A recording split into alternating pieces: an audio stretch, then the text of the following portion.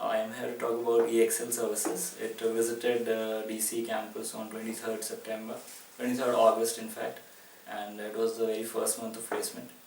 So the process was fairly orthodox, like most of the consultancies or BPOs process is. So in the first part there was a presentation which they talked about the job profiles and the packages they'll be offering. And after that they had collaborated with CoCubes for the online test. So there was an online test of around 1.5 hours, and it included questions from aptitude, English, reasoning, exactly on the CAT pattern, but the level of questions was not very tough. An average individual could solve them with good accuracy. And around 400 applications had initially been supplied to the company, but they had filtered out the students who had scored less than 85 in 10th and 12th. So I think the application count came down to 250, and 250 odd students sat for the test. And they after the online test, they shortlisted around 60 students.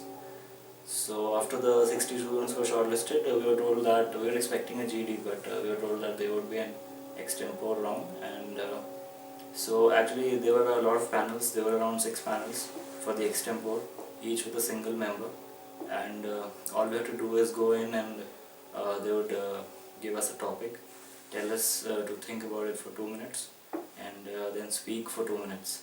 So what happened was, in a few of the panels they did hand out sheets to note on the points within those span of 2 minutes, but the room I went in, he just told me, I'm not going to give you a paper.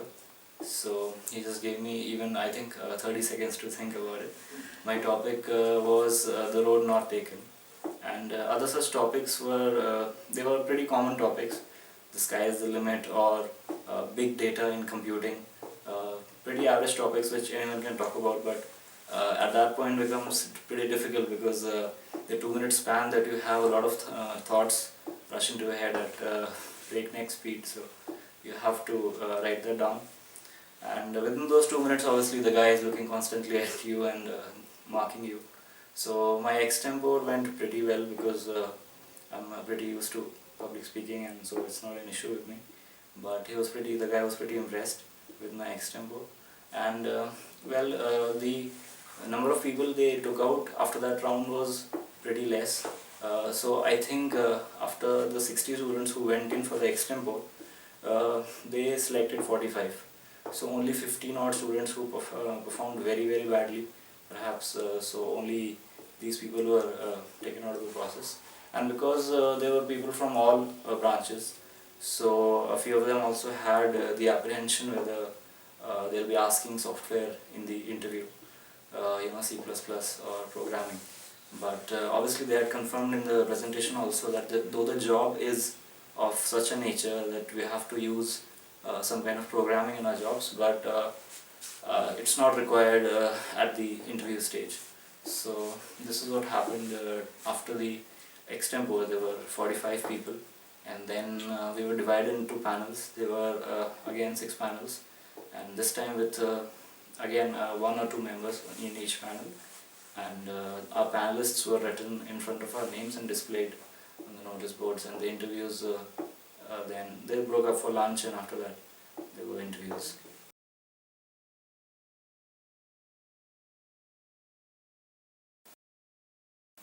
So after that the interview rounds commenced, and as I told you, the panelists were divided. So I got a panelist where he was basically asking HR questions, what I came to know from the students. So when my turn came, I was pretty sure that it will just be a simple interview about hobbies and interests. So obviously when I went in, so the initial questions were precisely those about my interest and what kind of stuff I've done in college, and the activities, the fests and everything I've hosted. So he asked me a bit about that. And after that there was the question which I had not expected in the first interview. So he gave me a scenario. The question was that my uncle, he was pretty eccentric, and when he died, so he left me 12 billion table tennis balls. And the interviewer wanted to know that how I would make money out of that. So that was the sole property I had. So I was pretty bowled over by that question because I was not expecting such a innovative question in the first round. But I pretty much worked it out. I told him that perhaps we could melt the balls and make some plastic and sell it to some plastic companies. So he caught me right there and asked me, do you understand how big that number is? 12 billion is a very big number, so where are you going to make the furnace, and how are you going to actually melt the balls? Where are you going to raise that amount of capital from? And even if you are successful in doing that, how are you going to transport the balls? What form of sheets, what form of plastic are you going to mold it into? So obviously I hadn't given it such a deep thought, so I just kept answering his question. I stuck with it, but I knew that it was going all wrong because he kept dodging me at points, and he at times simply asked if wouldn't it just be better to give it to some sports organization. So then the thought clicked my head that perhaps that was a better idea. But I stuck with whatever answer I gave initially, and then it came down to the transportation costs and the manufacturing costs and what price per kg of plastic we are expecting out of it, and how many kgs are we actually expecting. So it came down to crude pure mathematics. I had to make a few guess estimates, and after that it was again, I just hoping in my mind that he just changed the question because I'd done pretty badly in there, and but he did not actually change the question. He stuck with it, and he just went on. After that he was like, if you're transporting the balls, say in a carriage of a railway coach, how many carriages are you going to need? And the question even came down to the packing fraction of the balls. So in fact the stacking one over the other, where the efficiency of the simple cubic lattice or the hexagonal packing. So I just stuck with it. Obviously it went very, very badly, but perhaps that was the way, and I was just not expecting that I'd be selected for the next round, because for 20 odd minutes he had stuck to the same question, and I just kept defending. I was absolutely on the defensive position. So at the end, obviously I asked him that sir, perhaps I went the wrong way, and perhaps just giving the balls away to some sports organizations would be a much better idea. So he said, let us see what happens. And so that was the first interview, and I was really, really not expecting that I'd make it to the second round. But what happened was that out of the 60 odd students, after the extempore would become 45.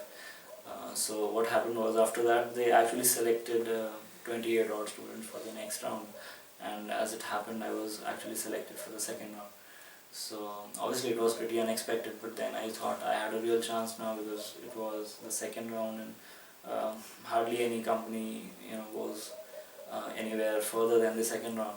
So the second round interview, obviously I had to wait for it, and it was pretty much the puzzles they were asking. They were asking all sorts of mathematical calculations, and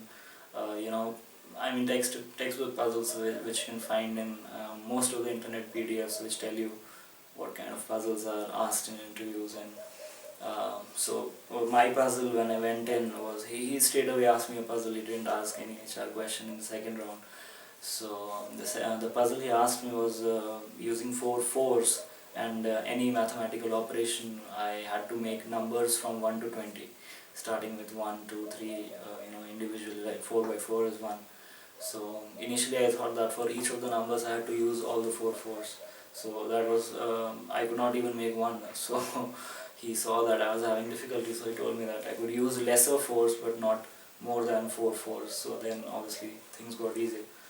And I just got stuck only at a few places where it was difficult, perhaps 13 and 17, 13 and 19 in fact, not 17.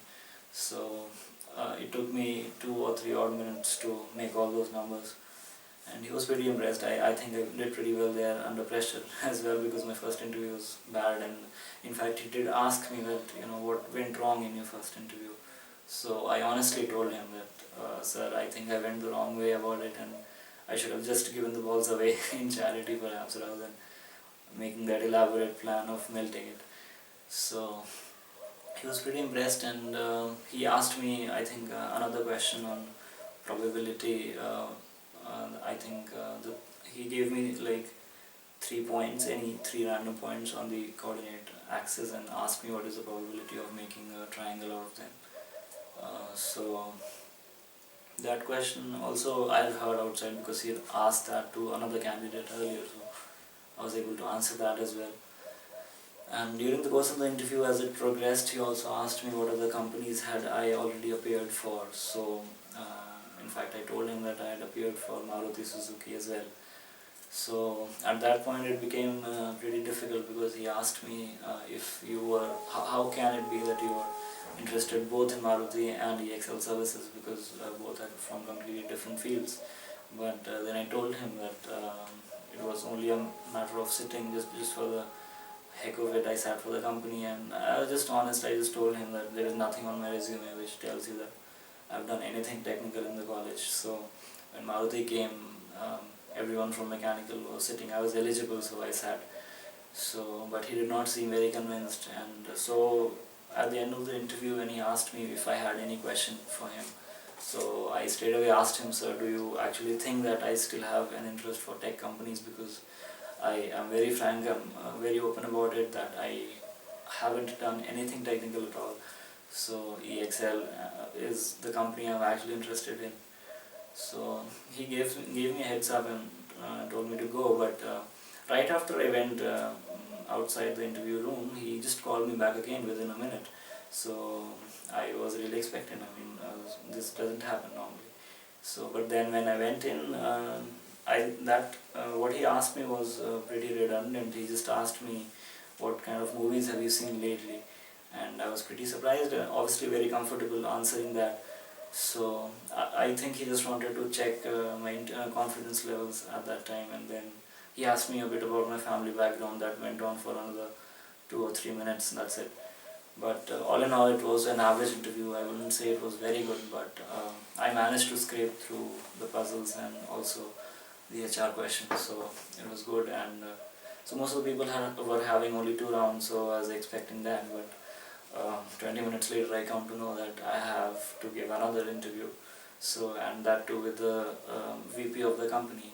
So that was again, I was expecting, I knew I had a chance, because they were interviewing a guy for 3 times. It was not, they were just not wasting time. So they were pretty unsure about something, that is why they wanted to take a third interview. So I got some time. I got I think 2 hours between the second and the third interview. So I just calmed my nerves down and waited for that interview, the third one. So the third interview was with the VP. As I told you, I had met the person a day before. He was pretty aware of the kind of work I had in college. I was doing the placement coordination, so he knew that I was a placement coordinator. So when I went in, I wasn't expecting much of, again, puzzles or anything, or guess estimates for that matter. I just thought it would be just a formality. He would probably just want to know my interest in joining the company. But as it turned out, he didn't. He did ask me a few guess estimates.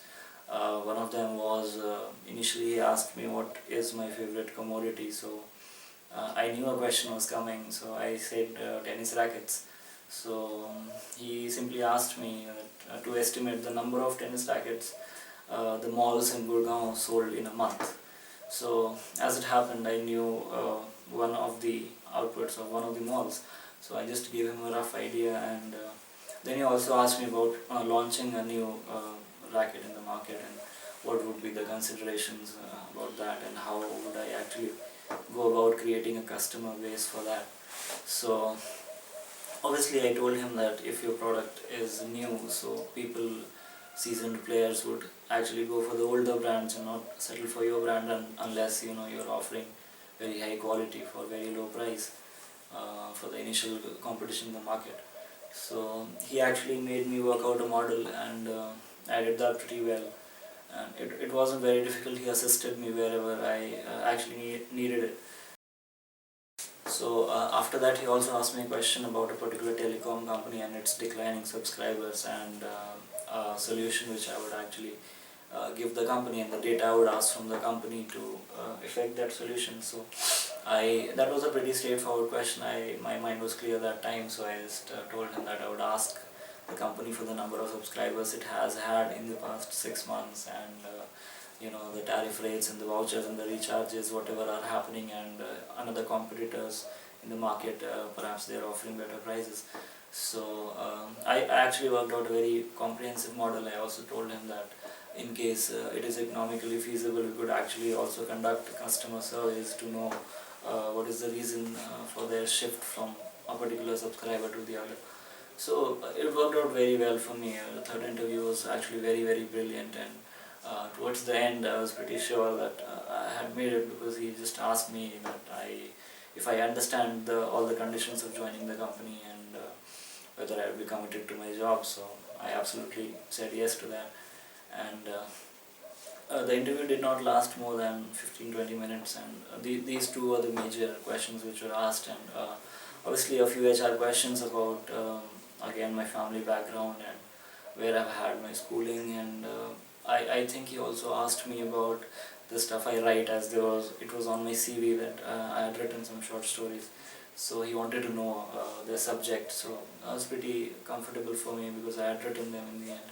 So I just told them, and so that was about it, the third interview, and ended pretty well for me. And when the results came out, I was actually already very positive, and the third round had taken place for only 8 odd students out of those 28, and all of those 8 students got selected, and in total it selected 13 students.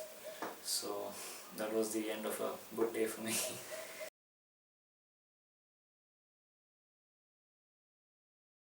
So about the tips, I would like to just give 3 tips for the interviews.